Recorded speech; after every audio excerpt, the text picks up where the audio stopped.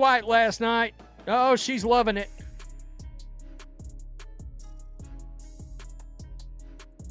Hell yeah, hell yeah. Okay, y'all, first things first. Kelsey Mitchell for the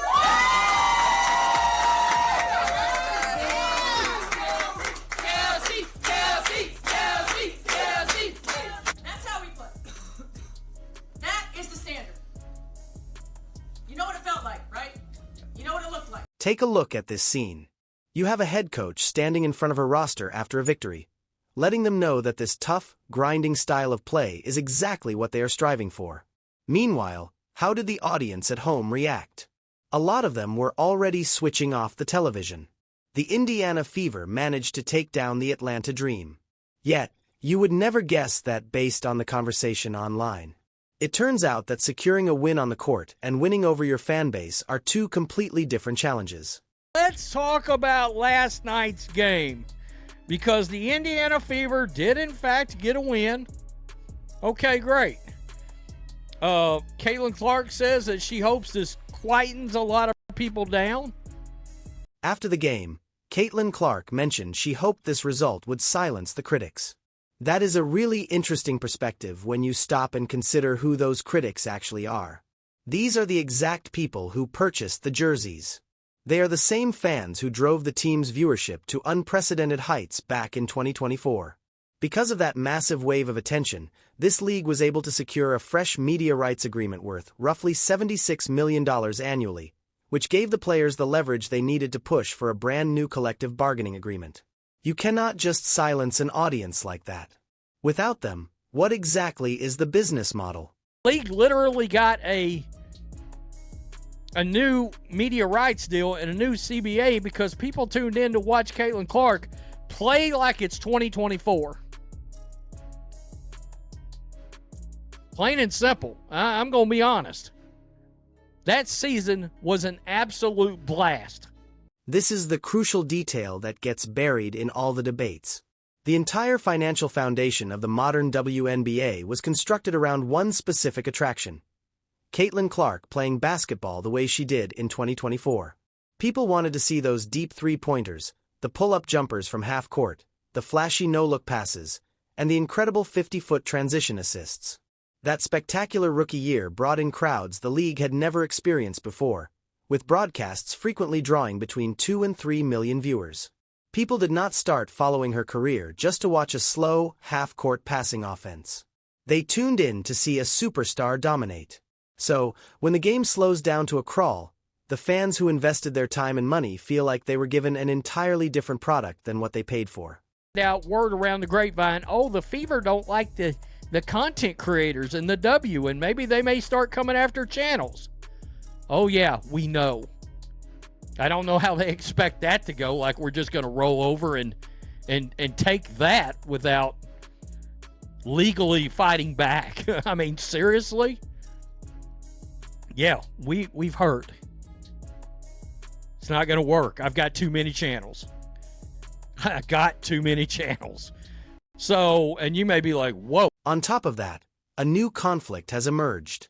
Reports have started coming out indicating that the Fever organization is unhappy with the independent content creators and video channels that are offering critical coverage of the team. Rumors suggest that management might even try to penalize or restrict those channels. Think about the irony of that situation. A franchise that owes its current relevance to a historic explosion of public interest is apparently uncomfortable with those same fans voicing their frustration. That is no longer just a media dispute. It is a breakdown in the relationship with the very audience that created this golden opportunity in the first place. Post last night. Thanks, Stephanie White, for not pulling Caitlin Clark out of the game in 3 minutes. And thanks for adjusting on defense. But your system still sucks. Oh. I was going to say, I thought they deleted a comment I read earlier. Nice win, but I did not start watching the Indiana Fever to watch Kelsey Mitchell ball hog for 3 quarters and see Caitlin Clark, the best player in the WNBA, play freaking defense. If this is what the WNBA and the Fever is all about, you can count. Just look at how the fans are actually responding, because this goes way beyond a few isolated complaints. it has become a widespread trend. One viewer pointed out that they did not buy tickets to watch Kelsey Mitchell dominate the ball for 3 quarters while Caitlin Clark, the main attraction, wears herself out playing defense. Another fan stated plainly that if this is the direction the team is heading, they are simply done watching. If you scroll through dozens of these comments, the exact same descriptions pop up over and over again. Words like boring, unwatchable, and painful to sit through dominate the conversation. These are not internet trolls looking for attention. These are paying customers giving honest feedback about the entertainment they just financed. I guess that's energy. It was like watching paint dry. Sorry. That half-court extra pass nonsense, I hate it. It's a rough watch. It's a really rough watch. So you give Kelsey Mitchell her flowers, but not Cece with 17, 7, and 8. Not only that, but what's funny is the Fever's mad, and all we're doing is giving a voice to the fans. You know how many of these videos is? This brings us to the core strategic dilemma of the entire situation. On paper, the motion offense run by coach Stephanie White is perfectly sound basketball strategy. It focuses on moving the ball, exploiting what the defense gives you, and playing team-first basketball. That is how successful franchises have operated for generations. However, the main criticism people are making is not about whether this strategy works. It is about whether it is entertaining to watch. Those are two entirely separate issues. A flawless tactical system that leaves the arena half empty by halftime becomes a major liability the second your entire business depends on fans who showed up to see a specific style of play. Was the standard the Fever are F this season? And if that's how they play, but this is how White wants to play, slow, boring basketball, and occasionally you'll get a flash of Caitlin Clark. That arena was quiet 95% of the night. Absolutely. Absolutely. That's exactly what I'd call nothing special or good. Just standard media. The critique that really hits home for this fan base is the comparison to the league's past. Many fans are calling this a regression to the old, slow-paced style of play. The exact approach they argue kept general sports fans away from the WNBA for decades before the breakthrough in 2024. Reports indicated that the arena felt quiet and lifeless for most of the game. For a league that has spent the last 2 years proving to the sports world that it has finally gone mainstream, watching the excitement drain out of a home victory is a worst-case scenario. These new fans do not have decades of deep-rooted team loyalty to fall back on. They started watching for one specific reason, and that reason needs to be leading the offense on the floor. Your standard, then it's time for a change. Either trade Clark so she can shine or fire White. Not an exciting game to watch. Yeah, the motion offense is trash. Atlanta looked horrible.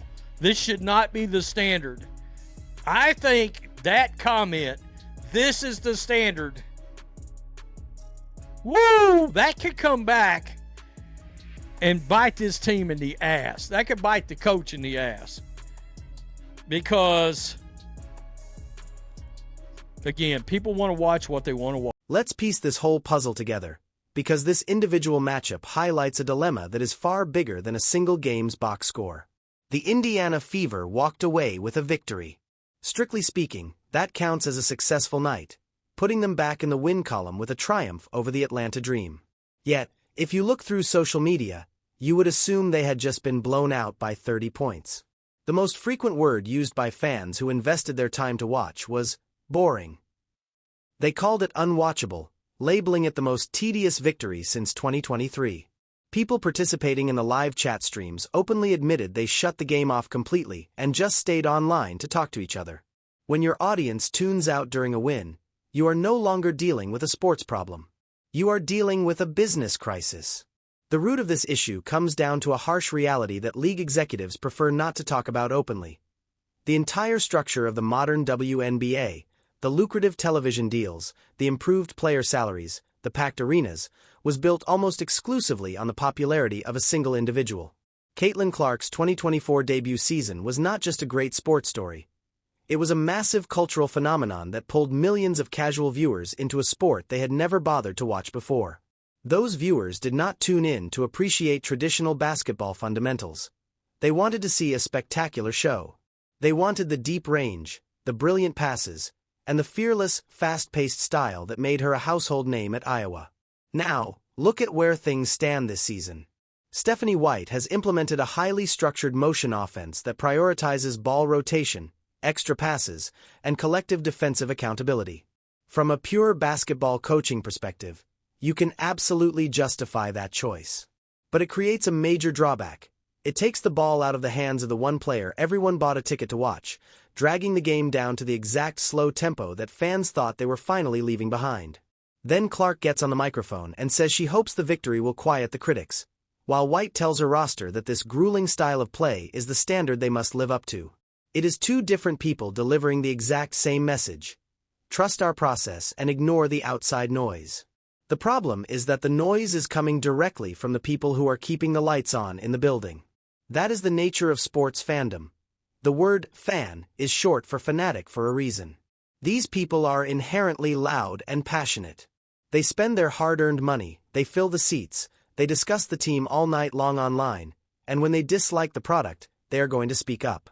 That intense emotional investment is the exact reason Clark became so incredibly valuable to begin with. You cannot celebrate that passion when it takes the form of cheers and then get upset with it the moment it turns into criticism. It is the exact same energy. That is why the rumored tension with independent media channels is the most telling part of this entire situation. If a franchise's first instinct when faced with complaints from its own supporters is to push back against the creators who are giving those supporters a voice, it completely misunderstands the dynamic.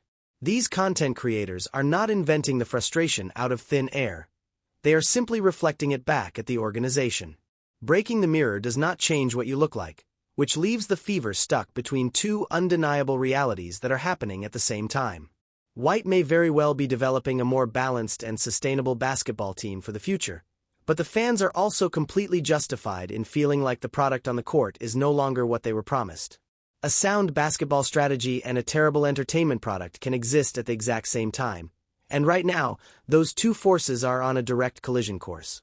This leaves us with one fundamental question, and I want you to really think about it before you respond. If you were the person running the Indiana Fever, do you back your head coach and her system while asking the fan base to stay patient through a slower, less exciting version of winning basketball?